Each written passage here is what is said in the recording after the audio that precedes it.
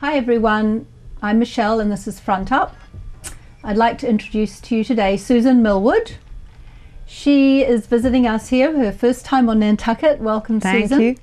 She's from an animal organisation called the Animal Welfare Institute, AWI, and they're based in Washington DC. And Susan is here to talk to some people on the island, and she's going to give us a little bit of information too. Some background about your organisation first, perhaps. Sure. Well, thanks very much, and thanks for having me. Yes, this is my first time to Nantucket, and I'm having a great time. The weather has been actually fabulous, and I particularly enjoyed flying in over the Cape. That was just wonderful from nice Boston. Yeah. And my organization's been around since 1951. It's an animal advocacy organization. It works on all animal issues, and as you said, I'm the executive director, which means I have a lot of administrative and financial responsibilities.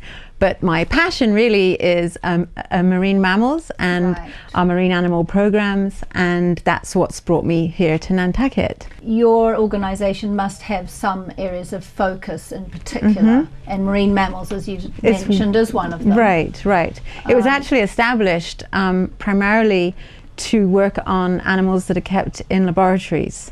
Back in the 50s, there wasn't much attention focused on the treatment of animals that were used for research purposes. And so the organization's founder, Christine Stevens, saw this and saw that there was a huge gap because somebody needed to be speaking out on behalf of the animals. And so from her initial attention, looking to improve the welfare of animals used in laboratories, that progressed to working on other animal issues. So we do have some key sort of program focuses. One is a campaign that's been going on for over 50 years, which is to ban the use of steel jaw leg hold traps in this country. Still going on. Still going on. Not all over the country, but it's still going on. And these traps are hugely cruel, they're indiscriminate, and they're just barbaric. And there are other ways we believe to control wildlife. So that's one of our key programs, very specific. Then we also have programs that work on farm animals, and we're not a vegetarian organization, although many of the staff are vegetarian or vegan, but we believe that because people eat meat, they have a responsibility to make sure that the animals that they eat have been humanely treated from the beginning right the way through to the transportation to the slaughter process. And so we have we look at farm animal welfare, and we advocate for farm animal welfare in Congress, but also we have a collection of farmers that actually, over 500 farmers across the country, who raise their animals according to our high husbandry standards for animals. And then we close the loop by actually working with grocery chains, such as Whole Foods, and there's some other chains that we work with to try and make consumers aware that there are alternatives to the beef or lamb, whatever that you see in the supermarkets. You can actually make informed choices. Yes, and that's part of the power that we as consumers have. Exactly. A lot of people don't realise that, but coming to realise it. Yeah. And it also helps the farmers because we're almost doing the marketing for them. So we're sort of there in our fold, and we have a newsletter that we produce for our farmers so that they can connect with other farmers in terms of their marketing, their network, and so forth. And that's a huge program that has been growing leaps and bounds the last couple of years, and it's called Animal Welfare Approved. Okay, so people can go onto awi.org, is that it? Yes, awionline.org and check that out. Check all kinds of things out. And then one of our other areas like that you mentioned is our wildlife programs, which includes our work on marine mammals and other marine animals. On the marine mammal front, particularly one of the focus is on whales and whaling, direct targeting of whales for meat, for commercial purposes. And we also work a little bit on dolphin captures that take place in Japan and the Solomon Islands, and other places. But the areas that we particularly work on are ones where we feel that there is a needlessness to the hunting of those animals. Right. We're hoping that my organization and some of my fellow organizations who are involved in the whaling issue and other issues that affect whales today, such as entanglement, ship strikes, ocean noise, pollution, climate change. There's so many threats that whales are facing, apart from continued hunting, that this is something that we think that the public should be aware of and should know about.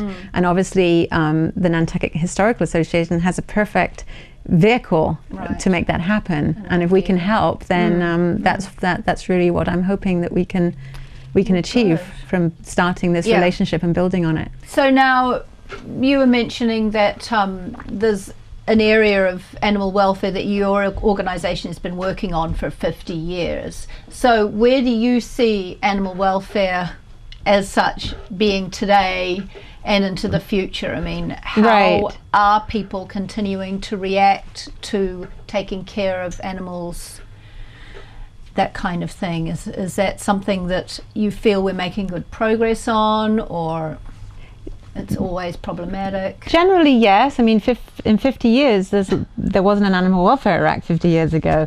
There wasn't a Humane Slaughter Act. There wasn't the Marine Mammal Protection Act, the Endangered Species Act. We have all these acts now which are there to protect animals in varying degrees. And so, yes, we've made progress. I still believe, though, that the term animal rights is seen as something that people react negatively to, and when really they shouldn't. I don't think there's anybody really who would deliberately want to harm an animal, but I just think people are unaware of what goes on to animals. I mean, obviously there are some people who take pleasure or whatever in causing another creature suffering, but generally the general man in the street, but most people don't like to see suffering, whether it's on another human or on an animal. So but then there's a little bit of a disconnect then with how far that's taken. And what we try and do is basically make it say it's okay to care about animals. You're not weird or wrong or out there or extremist if you just happen to care about living, breathing, sentient beings. I think maybe too, when it's becoming something to do with the law, there are legal situations now whereby you may not treat animals in a certain way. That's animal rights, ostensibly. So maybe people are afraid of losing control over what they are and are not able to do. Well, and I think there's also a little bit of a fear that if you give animals rights, then suddenly they're at the same level as humans or something, and that's not what animal rights is at all. I mean, there have been cases in Spain, for instance, where there was a lawsuit where they tried to give an animal the same legal right as a human in a court case, and that was almost like pushing the boundary a little bit just to see how far they could go with that. And there are cases where people have left money to their animals. And then the question is, well, does that animal have a right to be the owner? I mean, it's just, those are very interesting, very interesting legal questions, which I think it's important for us as human beings to explore. But I mean, we're just very simple. We're just there. We exist to basically reduce suffering on animals caused by humans. And if humans weren't causing suffering on animals, I'd get another job. That would be great. Right, but as long as it takes place, then there's going to be organizations like myself, my organization. And then just for people to pay more attention to the types of products they're consuming, always, where they're from, how they're raised, if it's some kind of meat. And even just down to fur. I know your organization's involved in closing that loophole that allows the importation of fur into this country, or fake fur. Or there's a bit of a problem, with fur, and there's been a resurgence actually in the demand for fur. Many of us can remember, women in swathed fur coats, when we were younger, but and then there was a decline. And then more recently, there's been a fashion sort of resurgence of the wearing of fur. And not necessarily fur coats, but fur trim and so forth. And unfortunately, a lot of the fur comes from cats and dogs. People don't realize that. Right. Well,